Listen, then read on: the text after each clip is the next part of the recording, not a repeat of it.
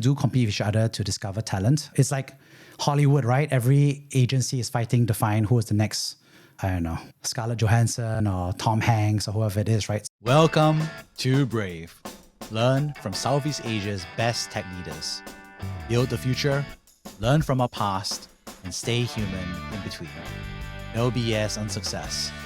I'm Jeremy Au, venture capitalist, serial founder, Harvard MBA, science fiction nerd, and dad of 2 daughters.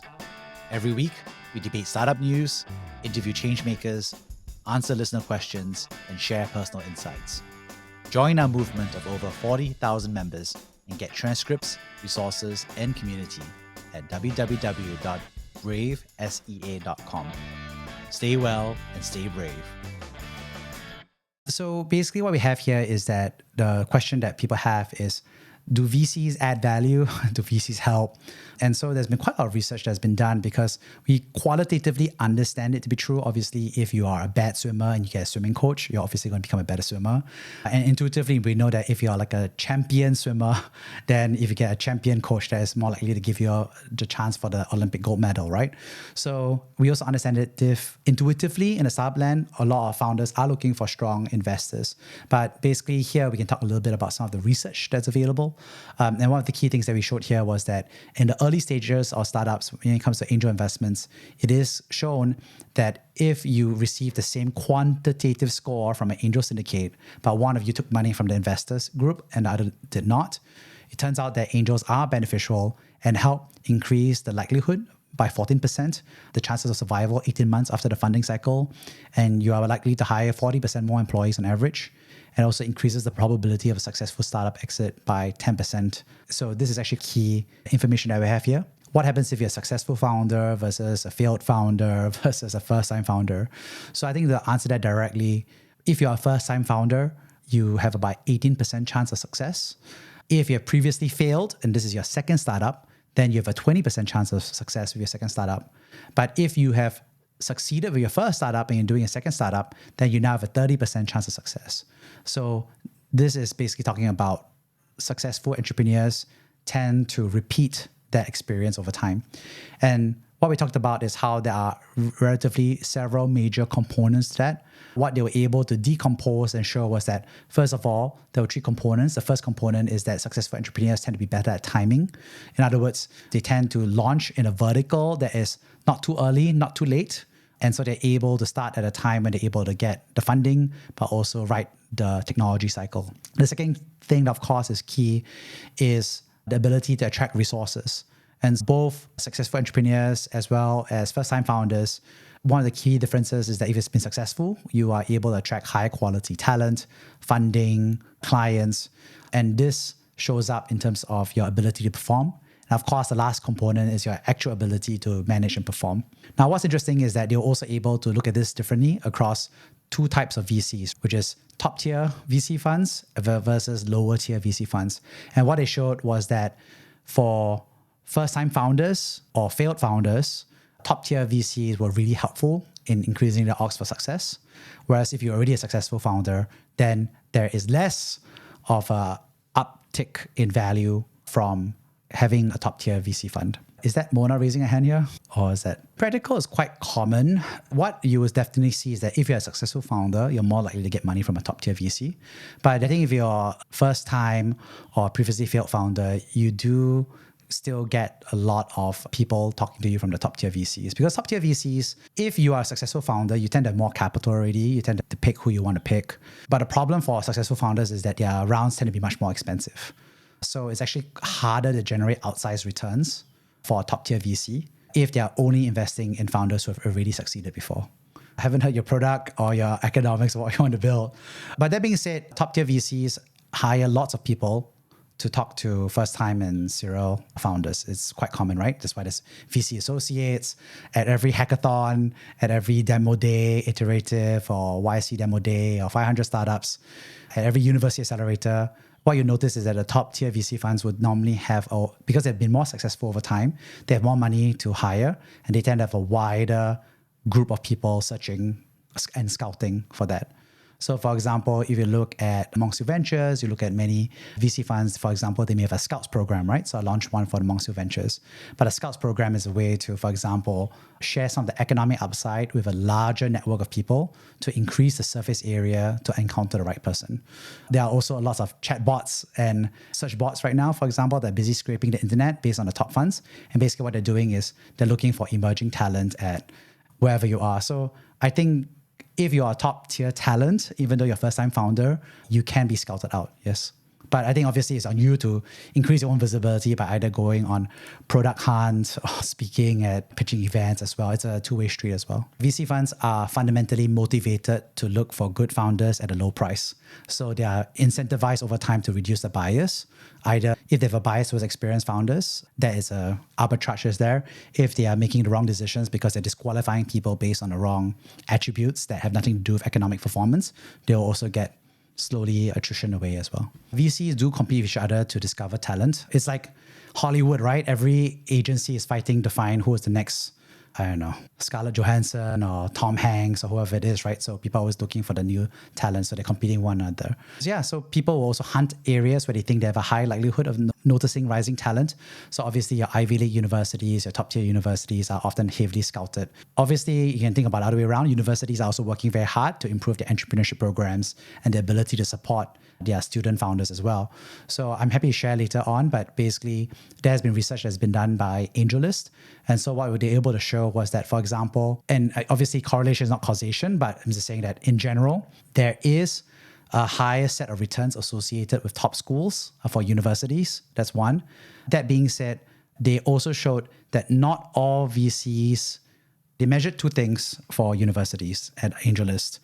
They measured one, which was the ability to generate outsized returns from a startup value perspective. And the other side was the average funding round and size of it. And what they were able to show was that, first of all, top schools, and you can define them whatever it is, the brand and so forth, but they do generate higher returns than tier 2 or tier 3 schools on an overall basis. So that's one. But secondly, what's interesting is that some schools, all of that additional value is being captured by higher prices. So in other words, Harvard and Stanford companies may be on average more likely to succeed on average, but their prices of valuation to pay for that has also risen commensurately. So one key takeaway from a VC perspective potentially is that everybody's looking at Harvard and Stanford, and so maybe there's some sort of correlation equals causation. Obviously, they generate their own success and so forth. But what's interesting is that you can also make the argument that there's little arbitrage left in order to find talent. And so actually, if in that same analysis, they also talk about schools that actually generate lots of returns, but are not necessarily overpriced in that sense. So for example, there's the University of Waterloo, which is a very good engineering school in Canada. There's a lot of schools that are good, that are relatively under-scouted, right? So for example, you look at Southeast Asia, other than the Ivy Leagues for Southeast Asian unicorn founders, I think the top two universities that are overrepresented in unicorn founders Southeast Asia is the National University of Singapore, number one, and number two is actually the University of Indonesia. Now, you can make an argument about why and so forth, but what's true is that most VCs are not really looking in Southeast Asia as closely as these two universities as they are at Ivy League universities. So it kind of depends on your strategy in terms of competition. In general, startups do emerge from these universities, like in US, and there's a very large, is the number one contributor of unicorn founders in Southeast Asia. And I have invested in NUS founders as well. I invested in Zenith Education, and at the point of encountering, I met this person who was building this education tech startup. He was a junior at NUS, and he already had millions of dollars of revenue as a junior.